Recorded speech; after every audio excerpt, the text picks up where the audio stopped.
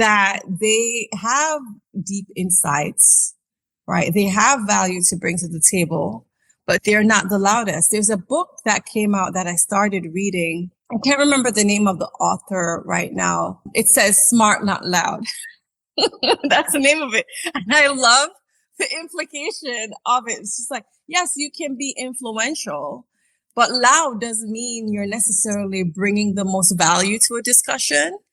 And that quiet confidence, yes, I believe, and I have a whole philosophy and a framework that I teach around employing different leadership styles, employing different styles to drive outcome and impact. Because the challenge is, frankly, I think, not a matter of right or wrong. It's a matter of whether or not you're able to flex your style in order to drive impact.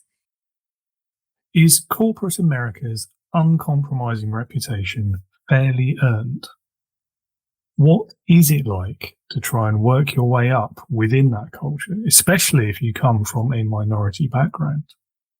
And what are some of the challenges faced by women in the world of business, not just in America, but elsewhere as well? Hello and welcome back to Leading with Integrity.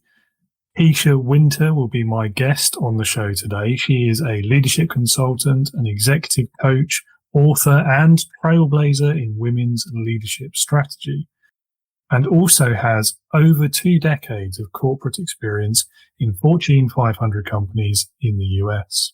As the visionary founder and CEO of Wynter Rich Enterprises, Kisha also has an impressive track record of developing and training leaders in over 50 countries. Like us, she is dedicated to guiding organizations as they seek to create inclusive cultures where every individual can thrive regardless of their background. All of which means Kisha is extremely well placed to talk to us about these subjects today and the issues at hand for this episode. Be sure to listen to the end and check that description for links to learn more about Kisha's work, where to get a copy of her book, and as always, you'll also find that link to come and join my online leadership community as well.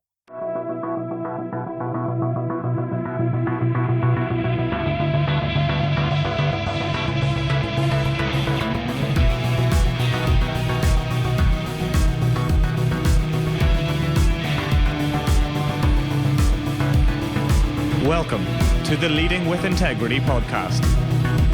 Leadership talk for the modern manager. With your host, David Hatch.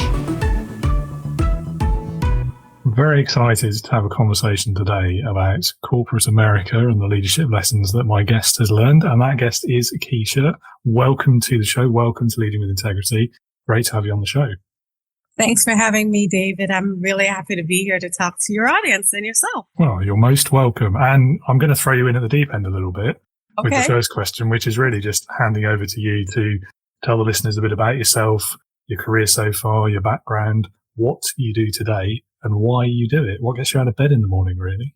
That is a really good question. So I am a leadership development consultant and executive coach. I worked in corporate in Fortune 20 companies for about 2 decades at this point. And right now I really focus on helping leaders.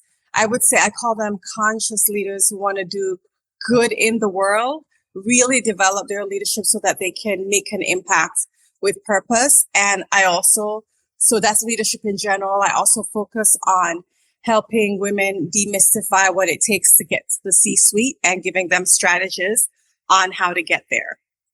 How did I get in this field? My background in human resources and leadership development in corporate allowed me to work with leaders from over 50 countries globally. And I still do the same currently in my business. And one of the things that I realized is that, especially working in a very US-led company and culture, there was really an archetype of what leadership looks like. Not as flexible and open. I know we talked about in the beginning that you've also lived in different countries. I was born in a different country. I consider myself a global citizen.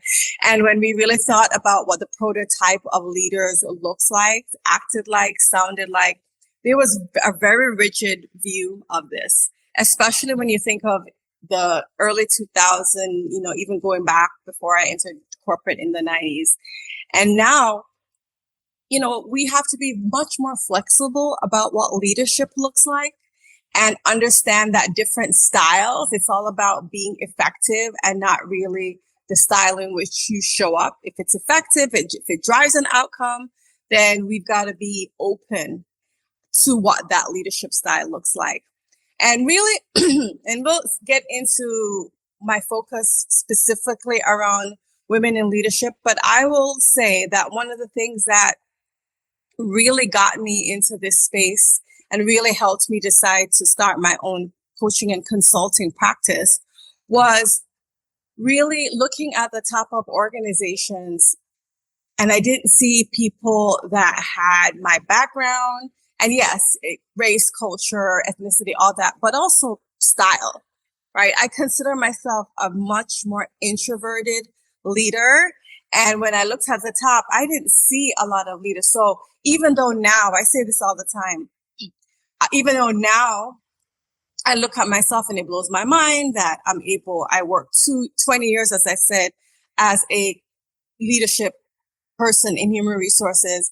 I now have a book coming out on leadership and I'm a leader myself. It blows my mind that I'm able to do this because back 20 years ago when I just started my career, I didn't think leadership was an option for me. It was a possibility for me because I said I didn't see myself in the top of organizations. And one of the things I focus on now is first step is helping leaders overcome self-doubt, fear, and imposter syndrome. And it's what I focus a lot in my book. And I had a crisis when I think it was back in 2006, if I remember accurately, when a leader came to me and said, Kisha, C-suite executive. And again, I was very early in my career, said, I want you to, come to my corner office and tell me what you think about my staff. I want you to tell me what their strengths are, what the risks are in the department and all of that. And I remember walking to his office with this thought in my head. Now I realize it was the voice of self-doubt that I'm not good enough. I'm not smart enough. What am I going to be able to tell this guy that has maybe 30 years of experience? I don't think I have any value to add to this conversation. And so I walked in and, I still pushed through the conversation. What blew my mind though, he didn't react the way I thought he was going to react. The first thing I looked at him, he was furiously taking notes. And I thought to myself, well, what is he writing down? Isn't it kind of obvious what I'm saying? Like, I'm not saying anything groundbreaking here, right? And David, sometimes, I don't know if your audience resonates with this, or your listeners resonate with this, but sometimes we undervalue the things that come naturally to us and simultaneously putting a pedestal the strengths and the insights of others. And when I realized that my insights and the things that come to me naturally was actually not that natural because it was developed over years of experience. And some of it was, yes, according to my strengths. But I had to begin to first own that for myself and recognize that for myself. And so something in that meeting allowed something to shift in me. And I recognize that not only do I have value to add, that would allow me to not only belong at the table, but also capable of leading it. That, I tell this to female leaders as well. Like, you belong at the table with, the big boys. They can learn a thing or two from you, just like you've learned from them. And so when you realize that the voice of self-doubt is the real imposter and not us, I believe everything changes in our position. That's why I now focus. You ask me why I get up to do what I do in my business. And that is why I now focus on not only helping leaders make an impact, but first of all, doing that internal work of leadership, understanding that you bring value to the table. So helping them turn that inner critic into an inner coach, helping them to really stand up in their unique brilliance and really owning their power and unleash it. So a long answer to your question, but that's a little bit about why I do what I do and my background. Yeah, I mean, there's loads of things that you've hit on there, which I think we're probably going to get into a bit more detail later. But I think one thing that I would like to talk about just quickly now is that really stood out to me is not seeing yourself in the leadership teams. And I don't know how demographic has changed since then. I think it was 2006, you said. Yeah. But certainly, I mean, you could look at, and there's a few studies and they usually focus on the Fortune 500, don't they? And it's like the percentage of people in sort of the leadership teams is routinely like in the 90% or more are men. Yes. And I think it's, what is it, like 1%, less than 2% are people of color. And I think it's like last one I saw was maybe 10% are women. It's at the very, very top. It depends on, what level of leadership you're talking about. When we think about C-suite positions, a few years ago, I remember the number was 1 out of 5. So that would be 20%, which, if women make up 50% of the population, that's significantly low. And the numbers are actually now declining. Right. We were in a period of time, especially 2020 and 2021, around that time, the numbers were beginning to increase. And now we see the latest study that I saw, it's beginning to regress. I think it's around 18 or 17% at this point in time. And so we see so it's once, because 2020 was, at least in the US, was a big year of reckoning when we talk about equity. And there was beginning to be a lot more focus on it. But now people have taken their feet off the gas. And so now we see as soon as you stop prioritizing and making things something important, then you begin to see slippage. And that's what we're beginning to see now. So I encourage all leaders is just like, the studies tell us that the more diverse your leadership team is, race, gender, and style. I think people forget about style. They forget about other aspects. Age, we could get into the diversity around age. All of that brings different perspectives that drives innovation, which eventually drives profit for organizations. And so to really reground ourselves in what the business case is around that. Yeah, I mean, other things like economic background and diversity of thought. I guess the diversity of thought piece is kind of the end result you're going for in having all the other types of diversity, isn't it? But yeah, it's maybe not talked about as much as it should be either. Yeah. And when it comes, you asked me this question, when I looked at the top of organizations, over time, I built my confidence and my belief in myself. But when you're looking at the people that are making the top decisions and you're trying to picture yourself whether or not that role is possible for you, there's no level of connection and seeing, okay, I can actually be my authentic self. And that authentic self is going to allow me to be successful in this corporation. It instills a level of confidence in you that is often unspoken. And then when you don't see at least what I did is beginning to think, okay, so I have to become work really, really hard to become something that is so foreign to me that it may be overwhelming. Depending on your drive, it may be overwhelming. And even if you're driven to do it, it can get exhausting.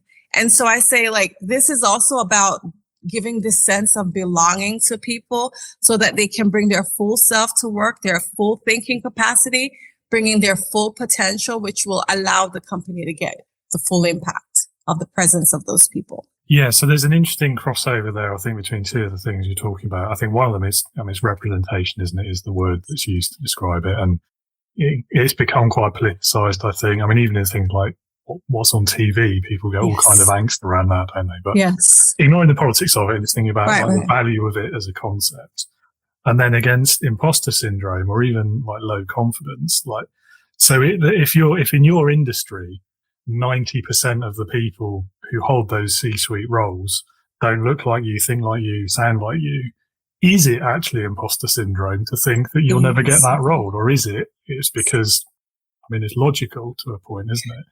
Good or bad, but I love that you see that. I love that you see that. And, it's funny because when we talk about leadership for women, we often focus on And that's one of the things, one of the needs that allowed me to even develop my coaching program, Your Power Unleashed, which the book is titled and named on, which we will eventually talk about. But I'll never forget, I was sitting, now I'm not the junior person anymore. I'm one of the decision makers. I'm behind closed doors.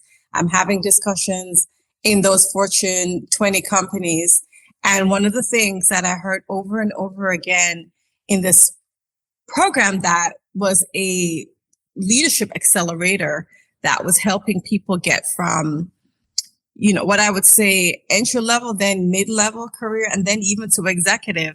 And so there were different phases, and the higher up the promotions got, the more intense the discussion specifically that I heard, specifically for women of all backgrounds, over and over again.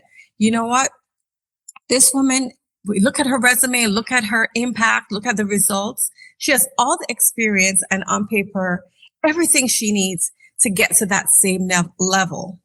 However, the one thing she doesn't have is leadership presence. And when you dig into leadership and executive presence a lot, there are a few components of it. One is how you communicate and how you show up. And do you do that with confidence, right? That you're able to drive a specific influence and really own the room. And then so as a result of those discussions, often, us in HR would be told, go and help these women be more confident. And I thought to myself, not helpful. It's not actionable feedback. And I remember, as I heard from my story, when I felt that way.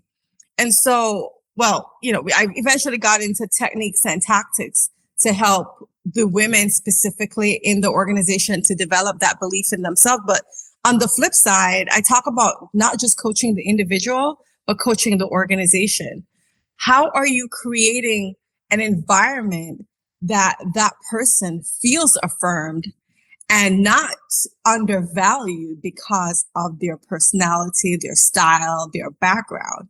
How do you affirm them and help them build confidence? It's not just internal confidence, but it is also about the culture that you're creating in does it facilitate a culture of belonging or not?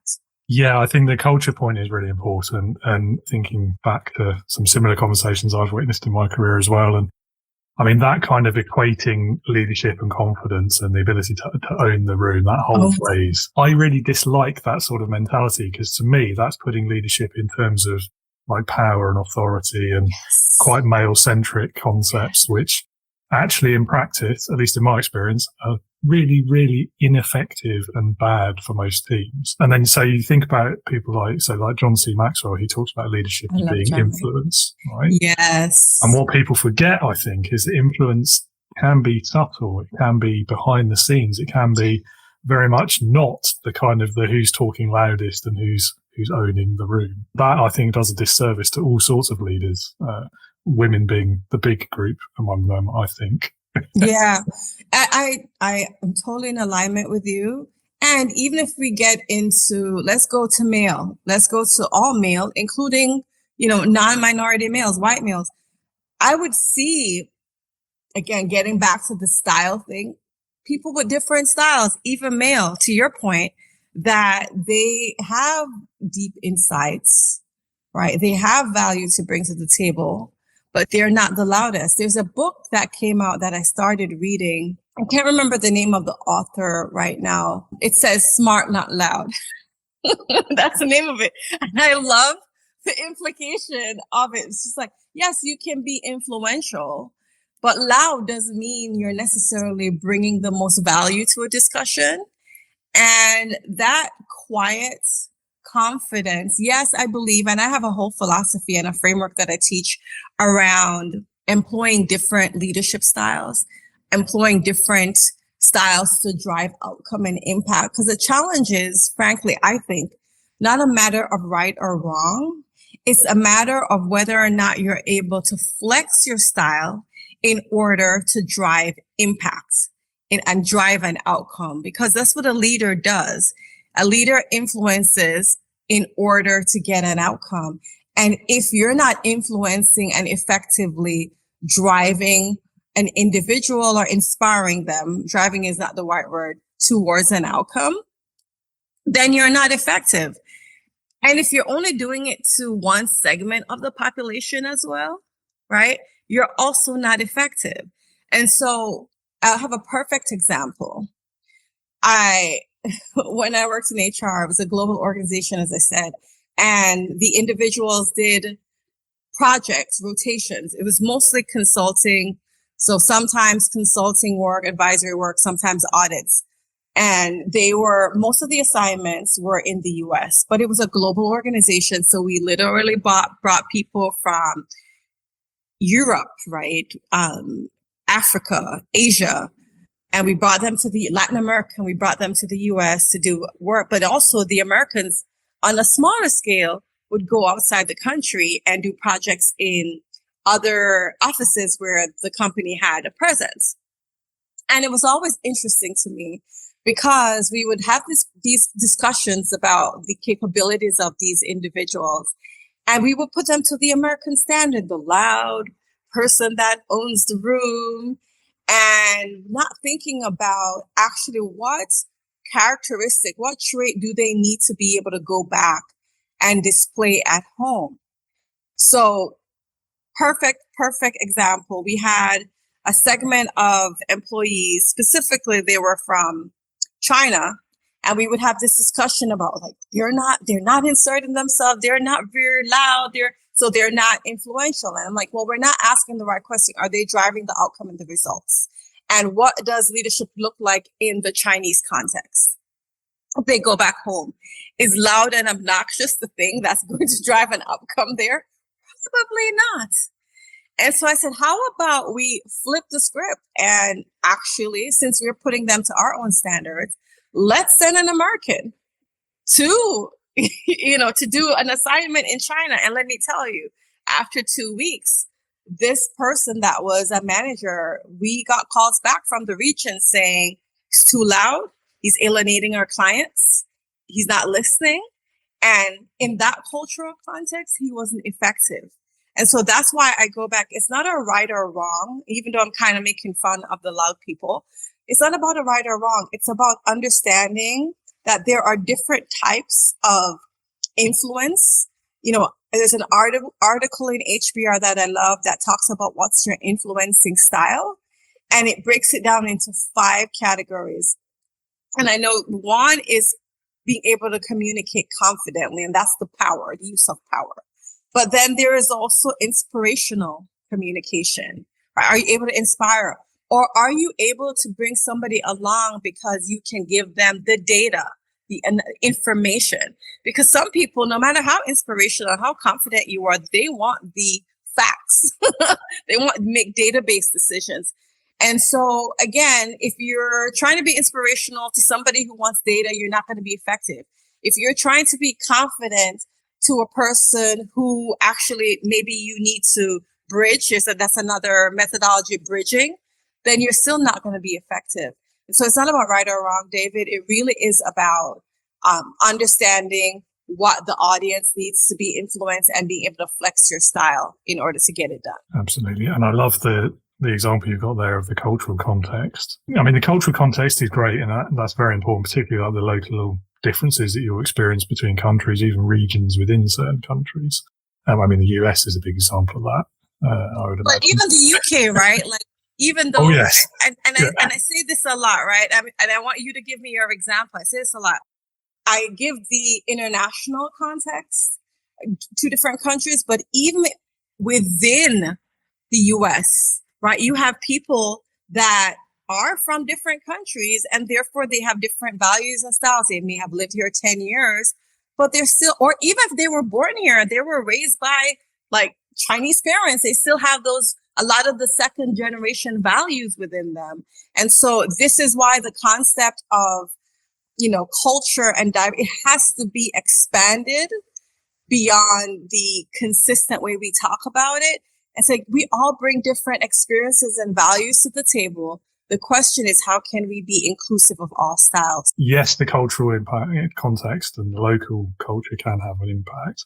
But I think what's really important for leaders, which is what you've just alluded to, is getting to know them as individuals, because each one of those people will sit somewhere slightly differently on a variety of different scales and spectrums. I mean, like the introvert-extrovert scale, for example, is another one that has a huge impact on this kind of stuff. And like the introverted leader, that you said quiet confidence earlier, I also really like quiet competence. The one who knows their job, is really good at it, and will just sit and get on with it, and doesn't necessarily need to have a pat on the back every 20 minutes in the way that others might.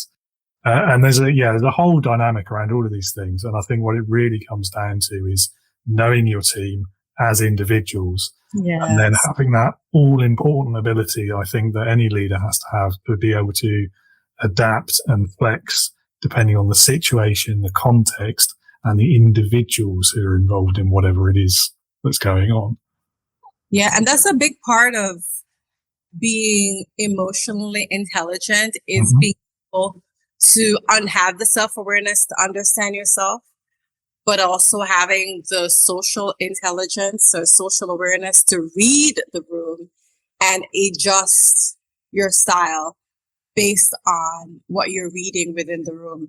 And that allows you to actually be connected to the people or the individual that you're trying to influence. And so, if I'm somebody that is super energetic and hyper, but I go in a room and you see the tone is just like a lot calmer, right? You having this high energy may be jarring to the room. Yeah, maybe it could be like 1 or 2 notches high to kind of help bring them up a bit. But you being at a level 10 while everybody else is at a level 3, it's like, okay, you're like completely disconnected from the room. So yes, totally agreed. Yeah, it's kind of like the opposite of the sort of tone deaf approach to things that we've seen in some of our national politics in recent years. In both countries. Well, yeah, I mean, globally, I think, to be fair. Yeah. I really like the idea of social awareness, because we hear the self-awareness piece quite a lot when it comes to leadership. But yeah, that ability to read the room. And I mean, it's the difference, isn't it, between sort of walking into a team that's struggling and starting to talk about what you're doing at the weekend versus asking the right questions and getting to the crux of the issue and how you can help. Yeah. One of the aspects of leadership that I think is very important is emotional intelligence. And when we speak about emotional intelligence, most of the time we only talk about self-awareness, right? Or empathy. But we don't recognize that there are other components to emotional intelligence as well. It is this idea of self-perception, right? That's the confidence piece that I focus a lot on initially with leaders, and then we build from there. But then it's also, how do you express yourself in the presence of difficult emotions, not just about self-expression. Maybe you actually are a outspoken person, but when there are difficult emotions that show up, how do you express yourself? Do you shut down and you stop talking? Or are you confrontational? And does your style actually allow for conflict resolution or working through an issue? And so, those are 2 areas. There's the interpersonal piece, which is where the empathy falls under. But then 2 other areas that we don't talk about a lot. I know, I'll be very transparent. One of the things that I will have to work on is this 4th category, and I have worked on over the years, gotten better, but still has to work on, is the decision-making aspect of it. And it's not decision-making in general, because when things are great, decision-making is fine, but it's decision-making in intense, stressful situations. How are you able to make decisions in those situations? And then the last aspect is stress management. So there's EQI 2.0 model, and it has the composites of emotional intelligence. But I think all those areas are really important for someone who wants to be an effective leader, because skills can be, they say IQ is set. That's the whole discussion that's out there. But EQ, which is debatable, but EQ is definitely something that you, with time and experience and focus actions to improve through coaching, through training, through different things, you can actually grow your EQ and improve your EQ over time. Yeah, I mean, I think I probably believe that as well, because I've seen in both directions people shift on that. So I've seen the person who, at the start of working with them or working for them, it would have been quite easy to sort of write them off as a sociopath or something. And yet by the end of the time, I'm not saying I had any impact on this change either. It's just what I observed. By the end of it, they would ask questions like, well, how does that make you feel? And what can I do to help? So there was definitely a change. And then vice versa, someone at the start who really seemed to care about people, and by the end was just, making decisions on their own and not talking to anyone. So right. It can definitely change, I guess, is what I'm saying, in a roundabout way. No. And, my question is going to be like, okay, so that person who got worse, is it because they were under stress? Because we see that, like, when they're in an ideal situation and not under stress, right? There is, I won't get into the neuroscience. I've also focused on neuroscience with my coaching, but there's this idea of the prefrontal cortex, which is the decision-making area of the brain. And when it's operating optimally, right, the stress levels are balanced.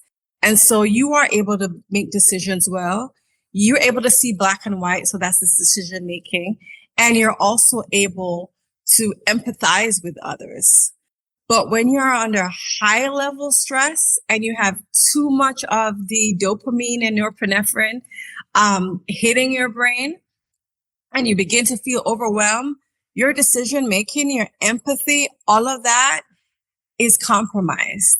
And so I see that a lot as well. When people are under very high levels of stress, they lose their ability to connect and empathize with others because now they're in fight or flight response. Yes. In hindsight, I probably wasn't as fair at the time, but in hindsight, stress definitely was a factor. Although I'm not sure about the timing. It all got a bit muddled up in my own memory, to be fair. But and last thing I'll add on the EQ side, because I'm glad you said that you believe in that ability to change. And as a coach, I have to believe in it, because otherwise, what am I doing with my client?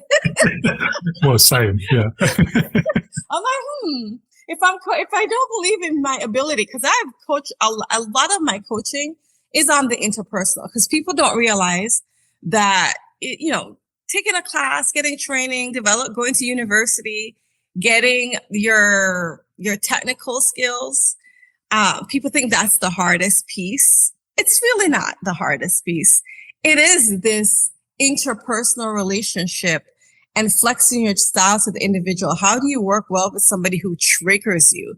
How do you work well with somebody who has a completely different belief system? And we're all together thrown in a workplace, and we have to figure it out. And it's that interpersonal difference. Even if it's not corporate, it could be nonprofit, it could be a religious organization, it could even be family, a family-owned business. You'll see the dynamics really disrupting the culture and disrupting the business if the relationships aren't handled effectively. And a lot of that goes back to some of the pieces on emotional intelligence that we just talked about.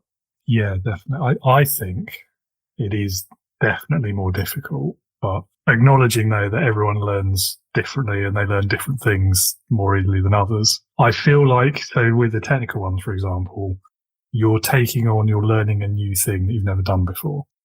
I feel that is a lot easier than some of these other areas, though the self-improvement category, let's call them, because you're trying to change established habits and behaviors that you may have been doing for decades. And that feels a lot more difficult to me anyway. But yeah, I think that actually goes back to, when you're trying to build a new skill versus when you're trying to change a habit, it goes back to the idea of the brain science and neuroplasticity, right?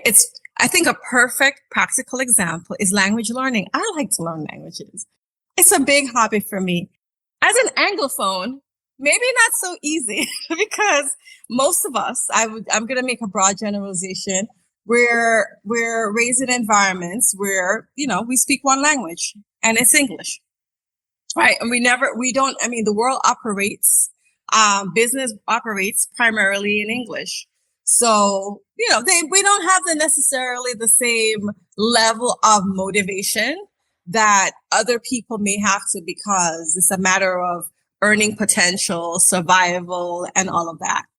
And for me, it's really, really, really hard, especially somebody who started learning languages from the age of 12. And then I try to pick up a language in my 30s, right? It gets progressively hard because I have a way that my brain already thinks. It's processes the language in a certain way. There's a structure to our sentences, subject verb agreement, right? All that. It's really already in our brain.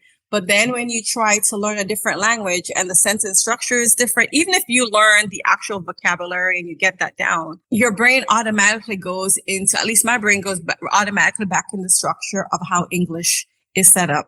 And so then it becomes really hard to learn. And so it goes back to your point.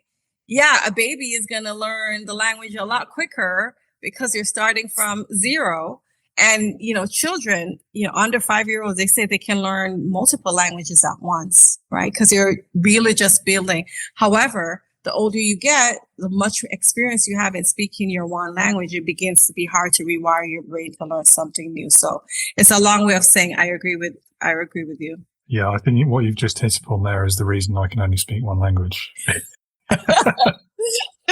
I will not give up. I will keep trying. This is what I tell myself. Yeah. I mean, maybe it's come from a place of, Anglo privilege, but I feel like there's so many other things that I want to learn that I can learn more easily. Yeah. Yeah. It's about preference and priority. So I get it. Yeah. Maybe one day. But, maybe not, because it gets harder as I get older, doesn't it? You just say, okay. And it's also drive and motivation, right? Like, it's fine. Yeah. Well, I mean, I've only really asked one question, haven't I? We've got halfway through the episode with a really good conversation. Tell us a bit more about the book and perhaps share the story behind the story that led you to writing it. Yeah, I shared a lot of the story already. So the name of the book is Your Power Unleashed. That's the title. Then a longer subtitle is How Women Use Courage to Get Promoted, Paid, and Find Fulfillment. And the structure of the reason I wrote the book is exactly what we already talked about. First of all, my own struggle with not having a sense of belonging, having self-doubt, having fear, and having to overcome that in order to be successful professionally. And so the first half of the book, I call it Own Your Power, which is the internal work of leadership. And even though it's marketed to women, frankly, people of all backgrounds, including men, have these feelings, and the tips and the strategies work for both. So I focus on self-doubt, fear, imposter syndrome. How do you work through those to really own who you are and show up authentically in your own power? And it's not this laden definition of power. There's another article that some colleagues of mine wrote recently about the definition of power for women. And historically, right, when we think about power, it's power over others, right? That's what we're referring to. But what my book focuses on, and what this new article, which validates what I've written, which I'm really happy about, is this definition of personal power, right? Your own personal agency, and also having the freedom to live the life you want and determine what success looks like for you. Everybody doesn't want to necessarily rise to the top of the corporate ladder, but they want to have a career. They may just want to have a career that's fulfilling, satisfying, according to what their values are.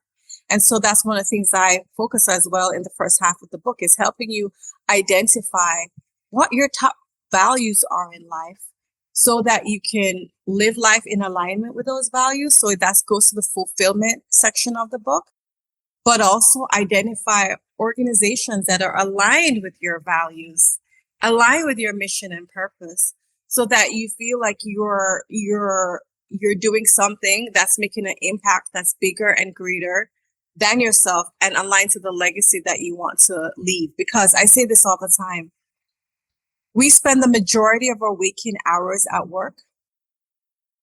And if we do not feel happy and satisfied at work, that is a majority of our life that we're spending feeling unfulfilled. And so how do you bring that fulfillment back in work? And I think values work is a big part of it, and really stepping into your power. Then the second half of the book is, I call it as the Your Power Unleashed part, is how do you multiply your impact within an organization? First of all, when you work in an organization, especially corporate, there's a lot of organizational politics. How do you navigate that, right? Because if you're like me, I was raised to believe your hard work should speak for itself. Okay, great. However, it's more than that in order to be successful in these corporations. It's, okay, you're working hard, you're delivering results, but who knows about the work that you're doing? Do the right people know? Do the right decision makers know? Are you able to get visibility and sponsorship? And so it is about how do you network effectively? How do you build your personal board of directors? So that's what I focus on in the second half of the book, even how to communicate effectively according to your style. We talked about that a little bit before in the beginning. How do you negotiate salary? Because we talk about the gender wage gap, right? And so all these things, and then the book ends with a chapter inviting specifically male leaders, because the work around advancing women in the workplace is not just a women's issue, it's a societal issue, right? A big portion of our society is not mobilized to really manifest and step into their full potential. Then we all lose. We all lose. And so the last chapter in the book really focuses on helping male leaders understand the challenges that women face and how to coach them, but also how to be effective allies in the movement. Which I think is a really important aspect of it, isn't it? I mean, when you're trying to change any system, you can't really make an effective change unless the status quo are involved in it, can you? So, yes. Totally, and it's 85% of the leaders that we talked about before are men. Activated, and these are the decision makers. Then how are we going to progress effectively? So it's a partnership. Yeah, absolutely. And it's, it must be quite challenging as well, getting over that self-interest problem on top of it all. But anyway, we're going to veer into politics again. We keep going that way. Yes. So, I mean, one thing that you've raised there, so I'm going to dip onto this question because it's corporate America, isn't it, ultimately? And it does have a certain reputation. Like even that phrase, those two words put together in certain quarters kind of sends chills down the spine of the worker. It is quite a negative reputation, I think, of corporate America as being this sort of place where it's king of capitalism and the worker gets downtrodden and it's all exploitative and all this kind of thing. And I mean, certainly that's from the outside, I think, the way it is perceived. I mean, you look at employment protections, for example, that'll be the big one. I mean, do you think that's a fair reputation, or have I been too negative about it? I mean, historically, right? That is true. I think the younger generation really is challenging us. I think, frankly, since COVID, especially, right?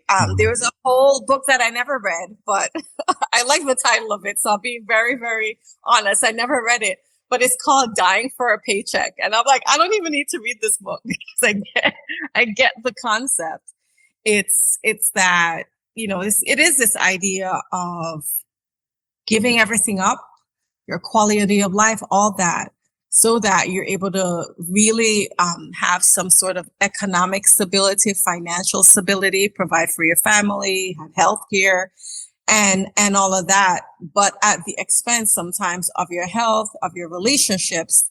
And there was an awakening in COVID where people saw other people dying, literally, in the midst of this worldwide pandemic. And people began to shift and said, well, you know what? Is this really all worth it? Is, me, like it never, I think for a lot of people, it didn't become real that this is what we were doing, dying for a paycheck.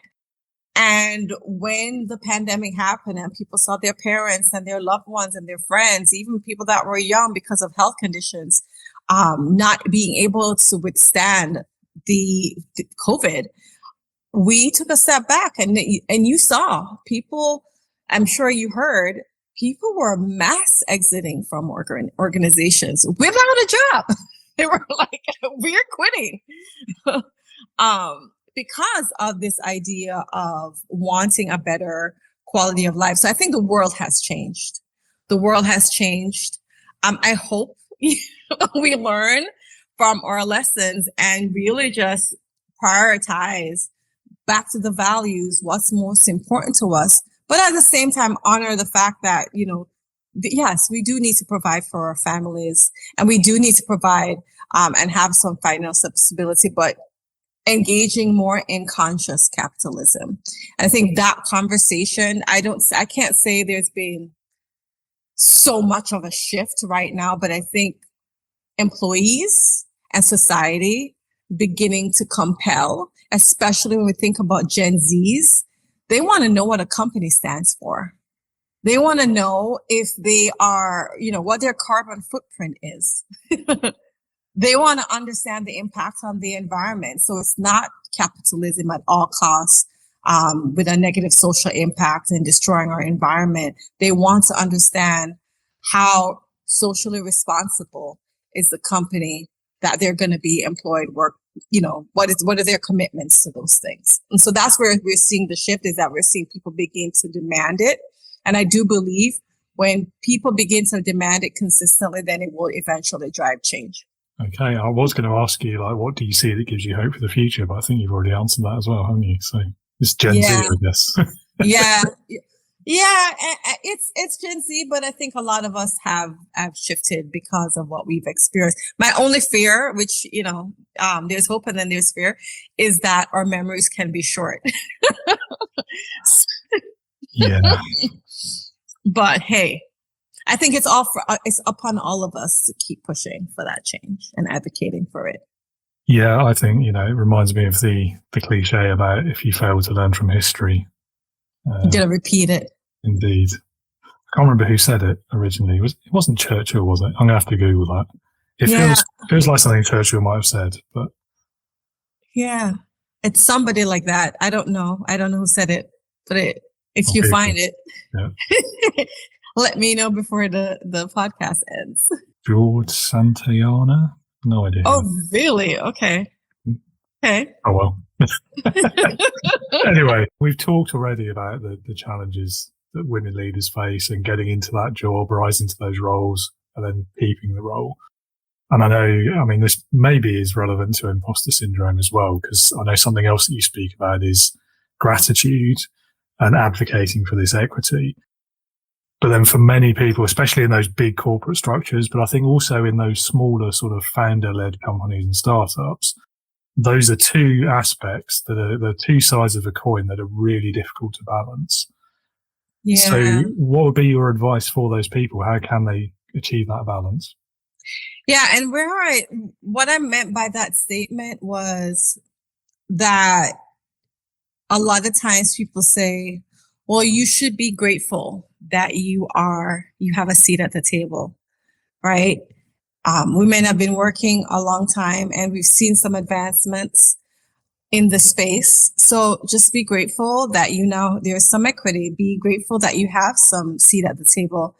And my philosophy is yes, but it doesn't stop you from challenging assumptions that we talked about of what leadership looks like in terms of style, skill set, values, demographics like gender or race. Just because we've seen progress doesn't mean that we shouldn't keep pushing for it. We talked about the minute we take our foot off the gas with gender equity, how the numbers that we're beginning to see begin to slip. So we have to keep our foot on the gas. James Baldwin, who's an American writer and civil rights activist, he said, this really encapsulates my thought around this. He says, I love America more than any other country in the world. And exactly for this reason, I insist on the right to criticize her perpetually. And so that's what I'm trying to capture here for corporations. Just because we are grateful for our seat at the table as leaders now, it actually puts us in a more important position of advocating for the people that are within our organization. So what does this look like? It goes back to some of the things that we talked about earlier. Challenge what an effective leader looks like in terms of style, skill set, and values, right? Just because it's how it's historically been done doesn't mean that it is the best way. And if we think about, we go back to innovation, we go back to making sure the organization stays relevant, bringing in different ways of thinking can help to elevate the organization. So all leaders, I believe, have the responsibility to hold the organization to the standards that they proclaim. Because if you read a mission statement, value statement, purpose statement, it's all inspiration and aspirational.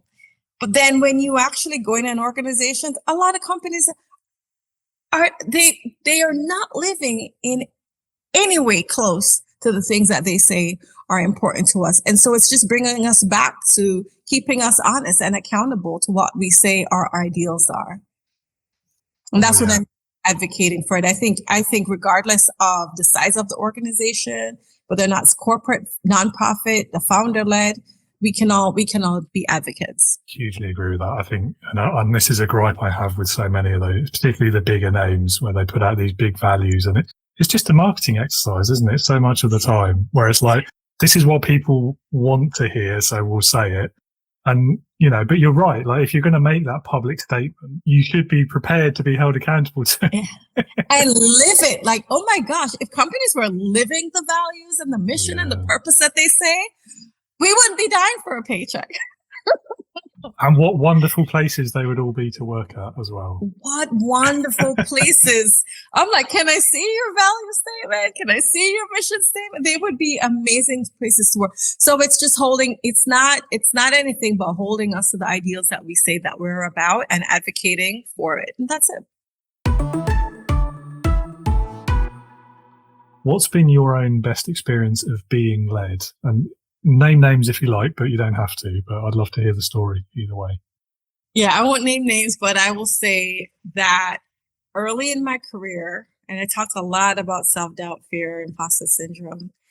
And I had a leader, and I will say he was a male, he was a non-minority male, white male, that I was in a role before, and I had some exposure to him.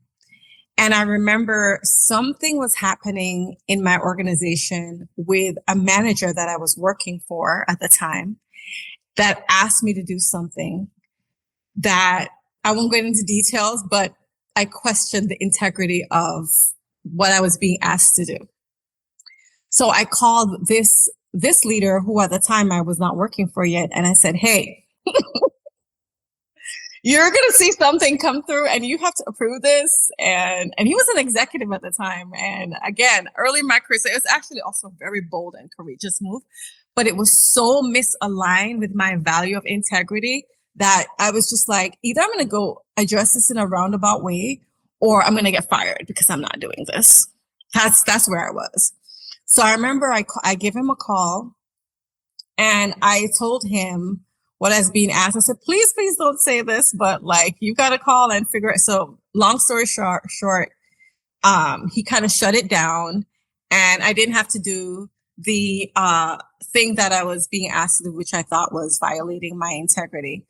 But as a result of that interaction and some other interactions, he was just like, you've got to come work for me.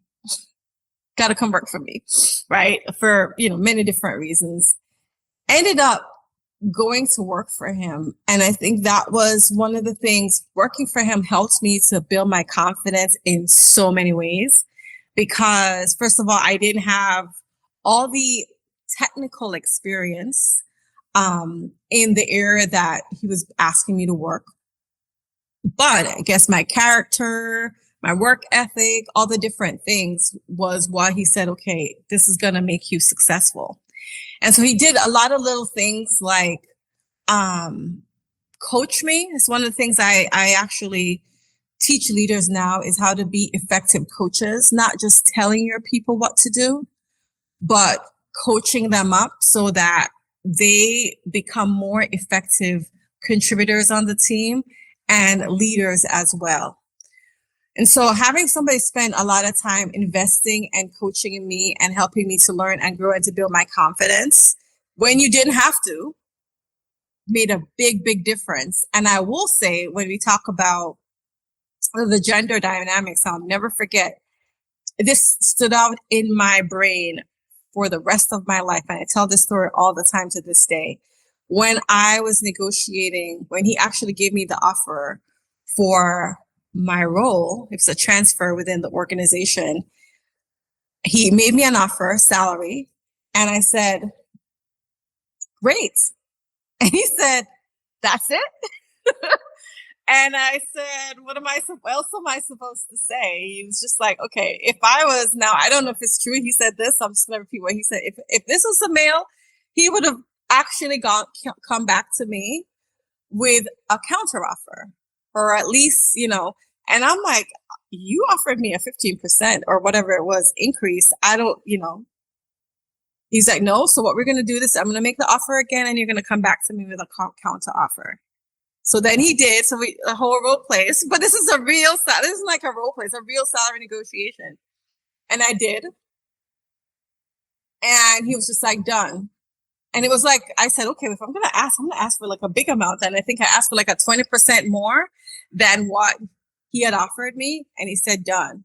Of course, now that I have experience and years later, I realized that I was actually being underpaid in the role, in my prior role, which is why I could have been able to get like a 25 or a 30% increase, whatever it was, to my salary. And it taught me to learn to advocate for myself. And so it taught me so much in working for him, but that was one of my leadership experience and really helped to define me as a leader because it happened so early in my career. That is an interesting actual lived example of one of these kind of statistics around gender imbalances, isn't it? I mean, the other one that I've not had a practical example of yet, I'll get one day, is about this phenomenon with people applying for jobs and how women won't apply. I don't know how much truth is behind this statistic. Yeah. Caveat, but women will only apply if they're fully confident, overconfident even, they've met every single requirement of the job spec. Whereas men routinely will apply for things they're woefully unqualified for. And that's always one of my answers, again, without really having much data behind it, but I've seen it in a few articles, so it must be true, right? And that's always my answer to the question of why there's so many bad male managers. It's because they apply knowing they're not qualified and no one else applies. That's why. You know what? That's a really good, I never thought of it. I can't speak for the male aspect. I could just only speak for all the women that I coach. I'm like, sister girl, like you've got, like, let's go. You've hit 80% of them. I think you'll be fine. But that is hilarious. That's hilarious. Yeah, I mean, having spent a brief amount of time writing job specs in my career, thankfully, because I don't enjoy that process, but so often they're just wish lists, aren't they? Like, you're not expecting anyone to hit every single one of them anyway. And so, yeah, I mean, if you don't apply when you know you could do a good job, even if you just think you could, you're probably still better than all those unqualified people. One of my advice I say is just put your name in the hat. Yeah. Because your life will change as a result of going through, maybe life is a big word, but you will change anyway as a result of going through the process. One, right, you get practice advocating for yourself, saying why you're qualified for a role, improving your communication and how you communicate your value proposition to a company. If you don't get it, then you can get feedback on what are the gaps, right? See, this is the other study we didn't get into, that one of the things that prevent women from advancing is because studies after studies shows, I think McKinsey even did one a few years ago, that women don't get the level of feedback from their managers. And going through the interview process, especially if it's an internal role, right, that you're going for, when you don't get it, you're going to find out for the most part what were the gaps, right? Maybe it's a gap in experience, a gap in, your style, your leadership, your presentation style. It could be so many different things. And that way you can know exactly what to work on the next time in order to get where you want to go. So and then the other consequences, you get the role. So you either get it or you learn from it, but you never fail by doing it. That's interesting. So I haven't heard that. I'm going to have to find the study afterwards and read that. But I mean, certainly in the job application, that whole process and the interviewing, I mean, it's like you learn more from failure just generally, but certainly I mean, I think back to all the jobs and interviews I've ever done. I learned so much more from the ones where I was rejected. Yes. Quite often it was they ghosted me, and what I learned was I don't want to work for them now anyway. But in the ones that do give feedback, which is, I want to say it's not as rare as it used to be, because it used to be ghosting was the norm. You never got any response or feedback on your application. Even if you went to interview stages, you didn't really get much in the way of constructive feedback. It was usually just the generic sort of responses, the platitudes, that whole thing. I feel like some companies are getting better at that and doing it constructively, but I don't have any data to base that on. I don't have a ton of data, but based on the people that I interview, I think it depends. I think the difference is interviewing internally versus externally, at least in the US. If you're external to a company and you don't get the job, depending on the level, they may not go into details on why, because they want to protect themselves from any sort of legal or any sort of risk. So at least in the US, they tend not to be as much transparent feedback. Internally, again, this is going to be wildly different depending on the company, but I would expect that there is much more level of transparency within an organization because you already work for the company.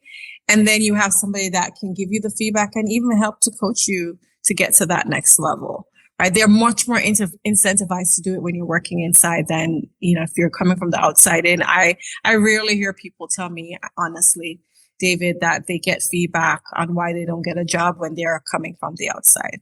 Yeah, I mean, I'm not sure how I feel about it. I feel if you've gone to the trouble of going into interviewing, even just once, but certainly if you've done multiple interview rounds, I think at that point you're owed some sort of constructive level of feedback if you don't get the job. I totally agree. The legal angle confuses me though, because I feel like it would be a greater risk to getting sued if you just don't give them any basis for not giving them the job than if you give them a truthful bit of feedback. But then it just all depends, right? Like if you say this is the reason you didn't get the job, and then you can find out that the person they hired was there's some other reason or some other gap with them, they just don't want to put themselves in that risk. I think, at least in the US law is very. I mean, that's why I said truthful, because the truth is the ultimate defense, isn't it? Yeah. So, yeah, I don't know. Like, if you tell them nothing, then most of us will fill in the blanks with assumptions and assuming the worst, usually, like, oh, I've been discriminated against, or, oh, they lied to me about something, and so on. So that feels like a bigger risk to me, but what do I know? Yeah. What do we know? I do know people fill in the blanks as well, but who knows? Yeah, that's a funny one. It is a funny one.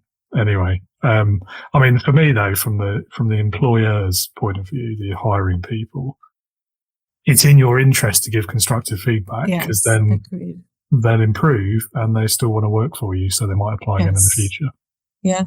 Yeah. Anyway, but they don't see it that way. Oh well, unfortunately, they're lost. Agreed. I can't tell you how many times. I mean, I just worked with a VP level executive, and she interviewed for a role, went through a whole process at her level, and they basically ghosted her after. I was just like, at that level? So. Yeah. Ouch.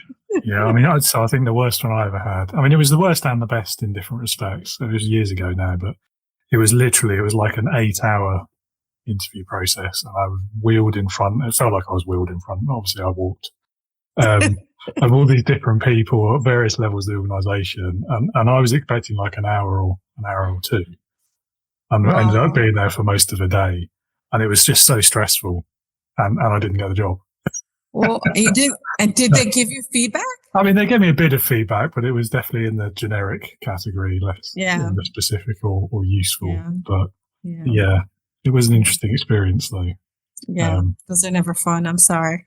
That was okay. I met some nice people. I'm still sort of in touch with them since, but I don't think I'd work for them. Yeah, good. Sounds like good riddance. So maybe. You dodged something. It was definitely educational. I learned a lot about myself in those 8 hours.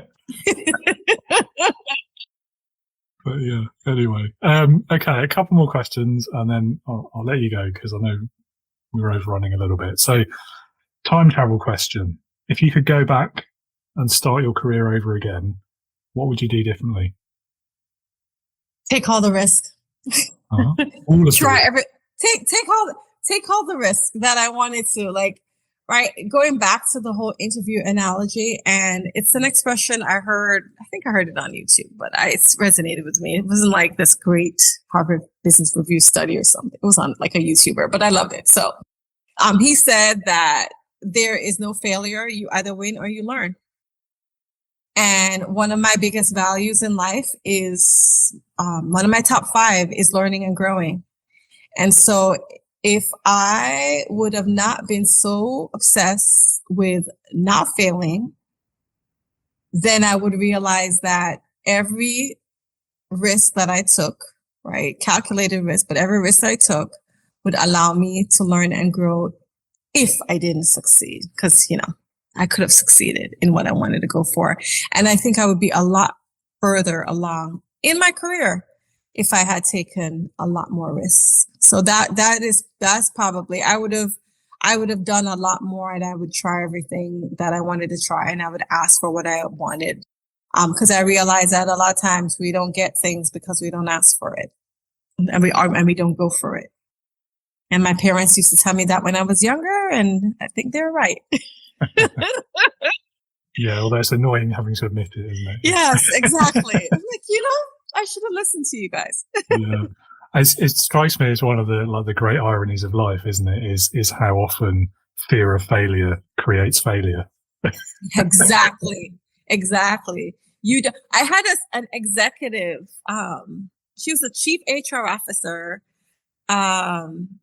I'll say her name. I think I can. She's like world famous, Susan Peters of General Electric.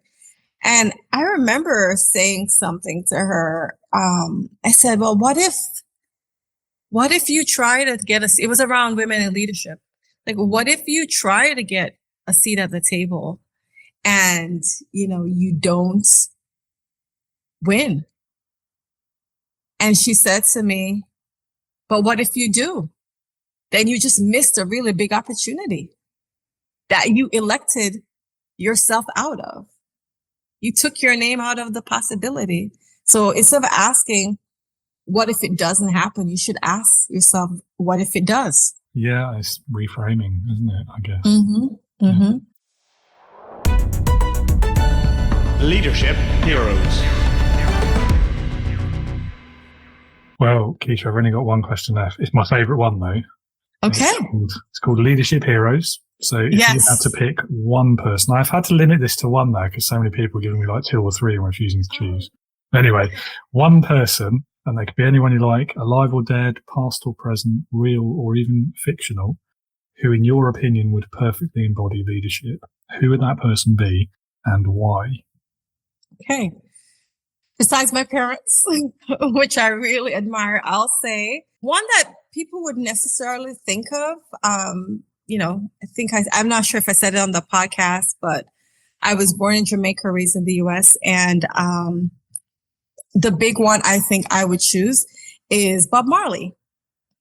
He was clearly a global icon, but what I loved about him is that he was mission driven and courageous, which is moving forward despite fear. He used his power and his music to do good in the world. At the time when I wasn't even alive yet, but at the time, there was a lot of political chaos on the tiny island. And he, got an assassination attempt on his life and he had to flee. And I believe he actually fled to the UK. And then eventually, he decided to go back and they were like, well, why are you going to go back? And he was just like, if I'm going to run away, I'm going to misquote him. But essentially it was just like, it's not about me. It's about the people. And he went back and brought 2 opposing parties together. Because of that rift, there was just a lot of murder and violence that was happening in the country. And I believe he did it less for the leaders of the political party, but what the unity would bring. And it was peace, less violence, unity.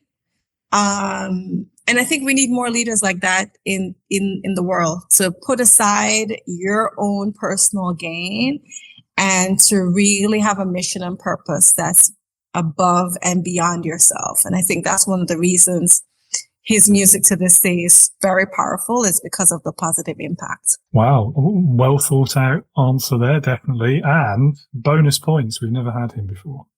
There you go. Well done.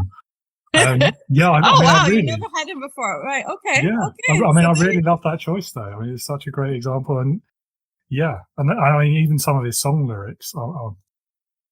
Anyway, but I mean, it goes back to what we're talking about with like imposter syndrome and fear of failure, all of that. Like, Don't worry, be happy, right? Don't worry, be happy. Every little thing is going to be all right. There you go. Love that. Amazing. What a great choice. Thank you so much for sharing. And thank you for your time today. It's been wonderful to meet you. I've really enjoyed this conversation. I am going to ask you one tiny little more question, which is, if any of the listeners, I'm sure all of them would, like to learn more about you, perhaps get a copy of your book, where can they go to learn more? Thanks for asking the question. LinkedIn. I hang out on LinkedIn. DM me, message me, all that under my name, Kisha Wynter, with a YWYNTER. Or you can go to my website, yourpowerunleashed.com, which is also where you'll be able to order a copy of my book after September 17th is when it comes out. Wonderful. Okay, well, I'll pop those links down in the show notes as well so everyone can find them easily. And that's it. We've run out of things to talk about. Well, we haven't, but we've run out of time. So run out of time. So good. Thank you so much, Kisha. Have a great rest of your day. All right. Thank you. Have a great day yourself, David. Huge gratitude to Kisha for your time and contribution today. That was a fun conversation that still managed to cover some pretty difficult subjects. So I hope you found that helpful as well, listener. And listener, don't forget, hit those links in the description, in the show notes. Go and learn more about Kisha's company and the work that she does. And do buy a copy of her book as well if you can. Also, don't forget, if you want to take me up on that time-limited beta tester trial version of the Integrity Leaders community, that link is also in the description. www.leadernotaboss.com and hit that green button, sign up now, and you'll get 60 days for free with no obligation to pay after that. Or you can message me on LinkedIn if you want more details first. That's the end of today's episode. I hope you'll be here again next week, when we'll be exploring effective conflict resolution and what that looks like for leaders who are seeking positive outcomes, with my next guest, Kat Newport. So don't miss it. And until then, thanks for listening/viewing, and be a leader, not a boss.